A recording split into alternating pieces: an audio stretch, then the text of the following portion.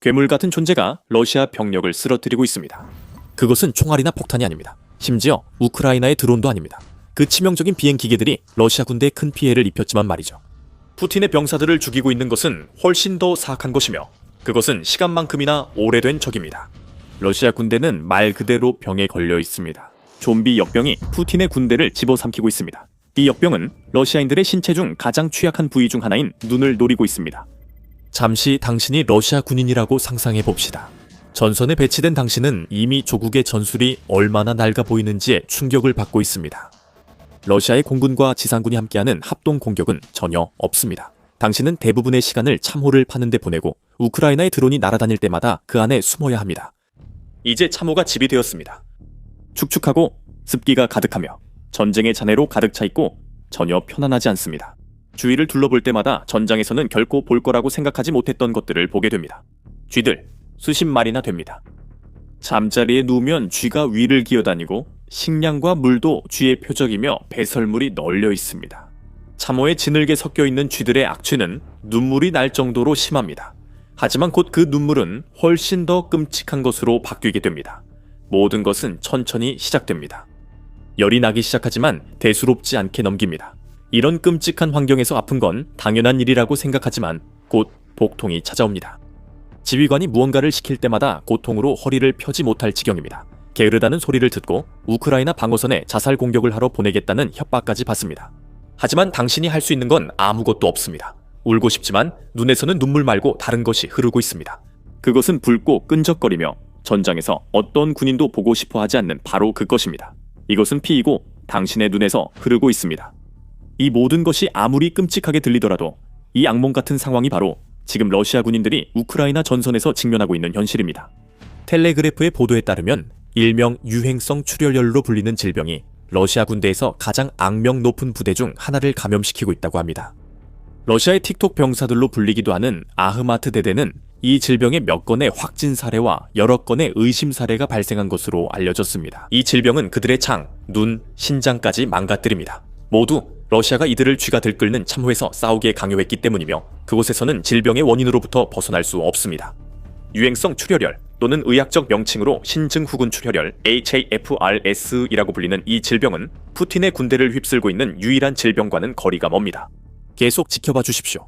이제부터 말씀드릴 내용보다 훨씬 더 심각한 상황이 벌어지고 있습니다. 하지만 HFRS의 경우 이 질병은 우리가 시나리오에서 말씀드린 것과 같은 증상들이 특징입니다. 감염된 사람은 열과 복통을 겪게 됩니다. 곧 그 군인의 혈압이 급격히 떨어집니다. 질병을 제때 발견하지 못하면 군인의 눈에서 실제로 피가 스며나오기 시작해서 감염된 군인이 마치 좀비 영화에 나오는 것처럼 보이게 됩니다. 이 출혈이 있은 후에는 심부전이 뒤따르고 HFRS의 유형에 따라 군인은 최대 38%에 달하는 치명률에 직면하게 됩니다. 감염된 군인과 복무하는 이들의 유일한 위안은 이 질병이 사람 간 전염이 없다는 사실입니다. 이 질병은 감염된 설치류의 배설물, 소변, 침에서 유래합니다. 그리고 만약 그게 해결할 수 있는 문제라고 생각한다면 다시 생각해보세요. 쥐떼의 창궐은 푸틴의 전쟁 내내 러시아 군인들을 말 그대로 괴롭혀 왔습니다. 2024년 1월 CNN은 쥐와 들쥐들이 우크라이나 참호에 들끓고 있다고 보도하며 1차 세계대전을 연상시키는 끔찍한 장면이라고 전했습니다. 이 현상을 겪은 것은 러시아만이 아닙니다. 우크라이나도 마찬가지지만 적어도 우크라이나는 병에 걸린 병사들을 신경 쓸 것입니다. 러시아가 신경 쓰지 않아 그 병은 곧 사형 선고가 될 수 있습니다. 확인된 사례는 3건이지만 제한된 의료 접근성과 부대 이동으로 더 많은 사례가 발견되지 않았을 수 있어 이는 확산과 작전 차질 가능성을 높인다고 보건 정보회사 에어피니티는 러시아군 유행성 출혈열 확산에 대해 밝혔습니다. 아흐마트 대대 의무병 중 한 명인 샤르마라는 콜사인을 사용하는 이는 HFRS를 다루는 것이 사실상 피할 수 없게 되고 있다고 말합니다. 쥐들이 어디에나 있습니다. 우리는 쥐들이 우리 위를 뛰어다녀서 잠에서 깹니다. 우리는 심지어 연유 캔을 두고 쥐들과 씨름하기도 합니다. 우유 한 캔을 두고 쥐와 싸워야 한다고 상상해보세요. 러시아는 참호 속 제리들과 싸우는 톰이 되었고 그 톰들이 지고 있습니다. 현재 HFRS에는 효과적인 치료법이 없습니다. 누구나 할 수 있는 건 증상 치료뿐입니다. 이 질병 백신은 한국과 중국에서만 승인됐고 특정 변종에만 효과가 있습니다. 러시아 군인들은 눈에서 피가 나면 침묵하고 앞으로 돌진하는 것 외엔 선택지가 잘 없습니다. 어차피 죽을 운명이라면 우크라이나 탄약 맛이나 보는 게 낫다고 생각합니다. 그게 냉정하게 들리나요? 어쩌면 그럴 수도 있습니다. 하지만 우리 모두 이것이 러시아의 반응일 것이라는 걸 알고 있습니다. 왜냐하면 앞서 말씀드렸듯이 이 상황은 사람들의 눈구멍에서 피가 쏟아져 나오는 좀비 바이러스보다도 훨씬 더 심각해지기 때문입니다.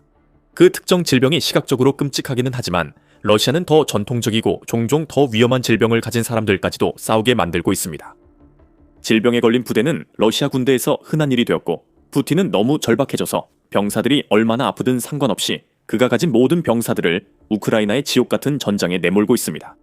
푸틴의 이런 접근 방식에는 어쩌면 일종의 뒤틀린 논리가 있을지도 모르는데 이에 대해서는 잠시 후에 살펴보겠습니다.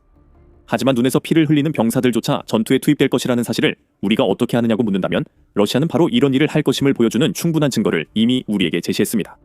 지난 9월 텔레그래프지는 러시아가 도네츠크 프로브스크시 점령을 위해 아픈 병사들로만 부대를 꾸렸다고 보도했습니다. 이 병사들은 HIV와 간염 같은 종종 불치에 가까운 다양한 질병을 앓고 있었으며 다른 동료들이 피해야 할 아픈 병사임을 표시하는 특별한 완장을 착용한 채 전투에 투입되고 있었습니다. 텔레그래프지는 이른바 감염 부대가 러시아의 제1435 및 제1437 차량화 소총연대 내에서 편성되었다고 덧붙였습니다. 그리고 이렇게 질병에 걸린 병사들만으로도 전체 부대를 편성할 수 있을 정도라는 사실은 푸틴이 외면하고 싶어 하는 러시아군 내부의 전염병 확산을 시사합니다. 텔레그래프지는 9월 러시아 언론이 병사들에게 영향을 주는 숨겨진 전염병 보도 때문에 이를 지적하기 시작했다고 전했습니다. 하지만 그런 보도가 러시아의 실상을 바꾸진 않습니다. 푸틴은 철수해야 할 병사들에게 전투를 명령하고 있습니다. 이는 푸틴과 그의 혐오스러운 우크라이나 전쟁 방식엔 금지된 것이 없다는 의미입니다. 감염된 부대들도 다른 러시아군 부대처럼 장비를 갖추고 있습니다. 실제로 그들의 보급 수준은 동일하며 매우 낮다고 우크라이나 안보협력센터의 전무이사 드미트로 즈밀로는 텔레그래프에 말했습니다. 그는 러시아 연방의 건강한 군인들과의 유일한 차이점은 감염자들에게 다양한 표식, 즉 특별한 붕대가 있다는 점이라고 덧붙입니다. 이것은 세균전이지만 흥미로운 점은 러시아가 자국의 병든 군인들을 우크라이나를 감염시키는 데 사용하지 않고 있다는 것입니다. 적어도 의도적으로는 그렇지 않습니다. 대신 러시아는 자국 군대에 명백히 존재하는 수많은 질병 사례를 구실로 삼아 사실상 총알바디에 불과한 부대를 편성하고 있습니다. 푸틴은 감염된 병사들을 우크라이나의 자원을 소모시키기 위해 존재하는 총알바디로만 여기는 듯하며 죽어가는 이들이 자살적인 돌격에 투입되어 결국 죽음에 이르고 있습니다. 우려스럽게도 러시아는 과거 바그너 용병단의 감염 부대 전략에서 영감을 받은 것으로 보입니다. 그 단체는 처음부터 푸틴의 우크라이나 전쟁에 참여했고 HIV나 간염 등 질병을 가진 병사들을 의도적으로 모집해 지금과 같은 상황의 선례를 만들었습니다. 어떤 경우에는 그 병사들에게 지시를 따르는 대가로 항바이러스제를 제공하기도 했습니다. 러시아가 바그너 그룹에 대해 할 수 있는 한 가지 말은 이 단체가 전통적인 러시아 군사 구조 밖에서 활동한다는 점입니다. 바그너 그룹이 러시아군의 이익이 되는 행동을 자주 하기 때문에 이미 그 주장 자체가 근거 없는 주장입니다. 하지만 이제는 그 주장조차도 더 이상 통하지 않습니다. 바그너 그룹이 청사진을 만들었고 푸틴이 이를 따릅니다. 노바야 가제타는 이것이 전염병의 시초라고 말합니다. 러시아가 단순히 병든 군인들만 감염 부대에 배치하는 게 아니라는 점을 고려하면 이는 엄청난 파장을 불러올 수 있습니다. 이전에 건강했던 군인들이 전선에 보내진 후 이 부대에 있던 사람들이 가지고 있던 질병에 감염되고 있습니다. 그 사실만으로 모든 것이 변합니다.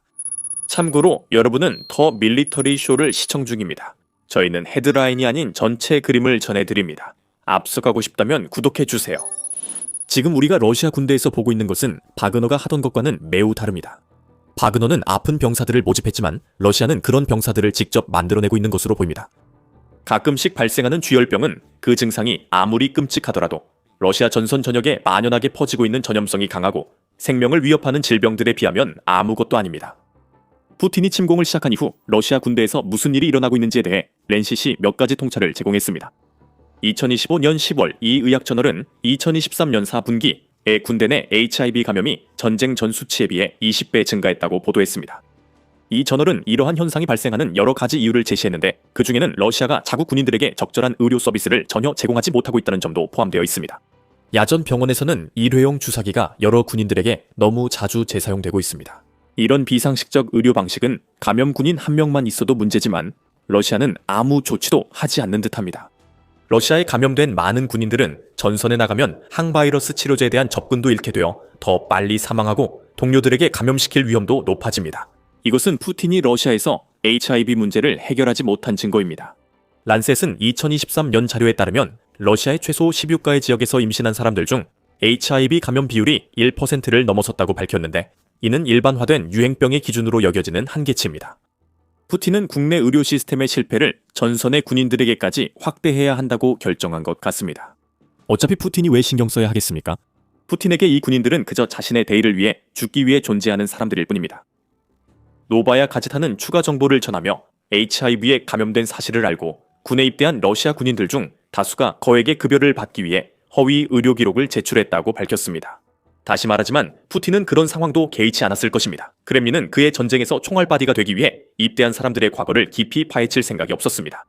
러시아 대통령은 전선에서 공식적으로 보고된 HIV 통계가 실제 수치보다 훨씬 낮을 가능성에 대해서도 별로 신경 쓰지 않을 것입니다. 노바야 가제타는 실제 숫자가 공식 집계보다 최대 45% 많을 수 있지만, 이는 더 많은 감염 부대가 우크라이나 공격에 투입될 수 있다는 의미일 뿐입니다. 차갑고 냉정합니다.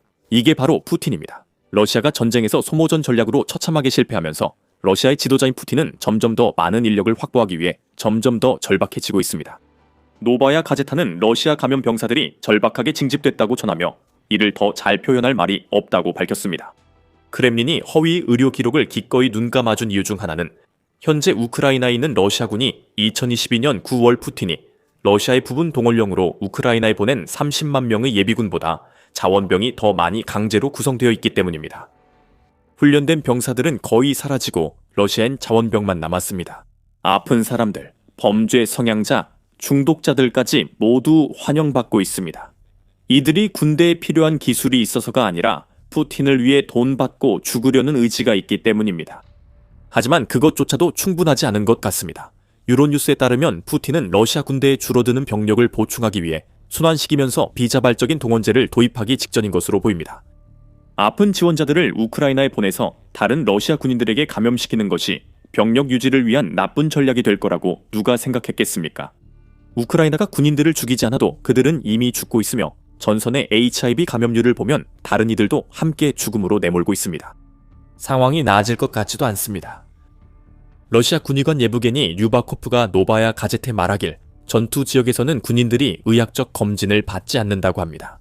누가 어떤 병에 걸렸는지 알 수 있는 때는 후방 교대 10분이며 그마저도 대부분 군인들은 휴가를 받으면 바로 술을 마시거나 가족과 술을 마십니다. 요컨대 군인들은 치료 대신 보드카를 택하지만 사실 선택지가 많지 않습니다. 같은 의사는 러시아 군 병원들이 이미 부상자들로 가득 차 있기 때문에 HIV나 간염 같은 질병에 자신도 모르게 걸린 사람이 그런 시설에서 그 사실을 알게 될 가능성은 거의 없다고 말합니다. 여기서 우리가 볼 수 있는 것은 질병이 푸틴의 계획의 일부처럼 보인다는 점입니다. 하지만 우리는 푸틴이 감염된 러시아 군인들을 전투에 내모는 데 뒤틀린 논리가 있다고 했습니다. 끔찍한 계획이지만 이로 인해 푸틴이 우크라이나에 원하는 영향을 줄 수 있습니다. 생각은 단순합니다. 감염된 러시아 군인이 우크라이나 군인을 감염시킬 수 있습니다. 우크라이나 군인들에게 러시아 감염 병사의 위험은 이제 총알과 드론뿐 아니라 밀접 접촉도 항상 위험합니다. 우크라이나 군인에게 묻은 피나 다른 체액은 모두 감염의 내재적 위험을 가지고 있습니다. 우크라이나 군인들이 참호와 건물을 소탕할 때 근접 전투는 거의 피할 수 없습니다. 또한 푸틴의 전염병에 시달리는 꼭두각시들의 완장도 별로 쓸모 없습니다. 우크라이나 군인들은 병에 걸린 적군을 알아도 그들과 싸울 수밖에 없습니다. 그렇지 않으면 병든 병사들이 먼저 기회를 잡게 됩니다. 이 생각만으로도 끔찍한데 상황은 더 악화됩니다. 유럽에이즈 치료그룹과의 인터뷰에서 우크라이나 HIV 자선단체 100% 라이프의 이사 발레리아 라친스카는 점령된 자국 영토에서 그저 살아가려는 우크라이나인들 또한 위험에 처해 있다고 지적합니다. 푸틴 침공 전부터 검사 체계가 불안정했던 루안스크 등에서는 현재 조용한 HIV 유행이 빠르게 확산 중일 수 있습니다. 그 유행병은 감염된 러시아 군인들이 우크라이나 여성들을 강간하면서 더 확산될 수 있습니다. 많은 여성들이 생존을 위해 강제로 성매매에 내몰리고 있습니다. 의약품에 대한 접근성 부족과 러시아의 침공으로 정신건강이 파괴된 우크라이나 민간인들 사이에서 약물 사용이 증가할 가능성도 문제입니다. 다른 누구에게든 이것은 믿을 수 없을 만큼 잔인한 일입니다. 푸틴에게 있는 병든 군인들을 우크라이나에 보내면서 얻는 보너스일 뿐입니다. 푸틴의 문제는 이 부가 혜택이 질병이 러시아 군대를 내부에서 갉아먹고 있다는 사실을 상쇄하지는 못한다는 점입니다. 기본적인 논리로 볼 때 특히 눈에서 피를 흘리는 병든 군인이 우크라이나의 방어와 맞서 싸울 때 제대로 효과를 발휘할 수 없다는 것은 분명합니다. 푸틴이 이들을 총알바디로만 본다면 이런 문제는 중요하지 않을 수 있습니다. 하지만 러시아 지도자는 우크라이나가 그의 병사를 대규모로 죽이고 있다는 사실을 외면할 수 없습니다. 1월 한 달 동안 우크라이나 드론만으로 러시아 병사 약 3만 명이 사망했습니다. 이 중 몇 명이 아팠고 제대로 싸울 수 있었다면 얼마나 많은 이들이 살아남았을지 궁금합니다. 푸틴이 더 걱정하는 건 병든 러시아 병사들이 돌아왔을 때 영향일 수 있습니다. 푸틴은 이들이 죽어야 한다고 생각하지만 실제로는 많은 이들이 죽지 않습니다.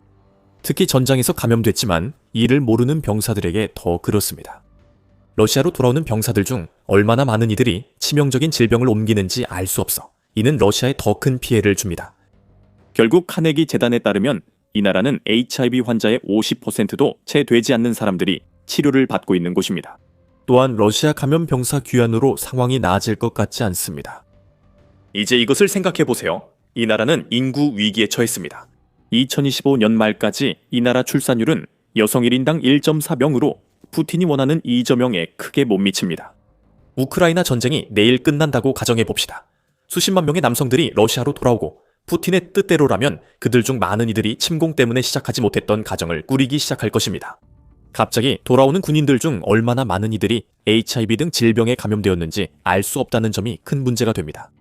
푸틴이 전선에서 질병이 만연하도록 방치한 근시안적인 결정은 러시아인들이 자녀를 갖는 것이 결국 자녀들 자신이 감염될 수도 있는 위험을 감수해야 하는 미래를 만들고 있을지도 모릅니다.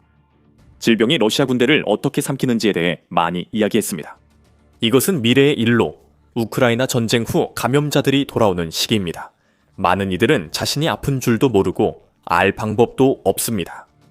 이것이 블라디미르 푸틴이 걱정해야 할 일입니다. 그는 질병이 러시아 군대를 휩쓸도록 방치한 터무니없는 결정으로 이미 군대를 망가뜨렸습니다. 하지만 그는 수십 년간 러시아를 파괴할 전염병의 씨앗을 뿌렸다는 사실을 깨닫지 못합니다. 세계에서 가장 오래된 적이 러시아 군대에 퍼졌습니다. 조국 자체가 다음이 될 수도 있습니다. 러시아의 인구 위기에 대해 말하자면 감염된 군인들의 유입은 이미 수치가 너무나도 참혹한 나라에 별다른 도움이 되지 않을 것입니다. 푸틴이 시작한 전쟁으로 러시아는 앞으로 한 세기 동안 더 큰 고통을 겪게 될 것입니다. 이 문제는 사라지지 않을 것입니다. 더 궁금하다면 푸틴이 향후 100년 동안 나라를 실패의 길로 들어서게 한 과정을 다룬 저희 영상을 확인해 보세요.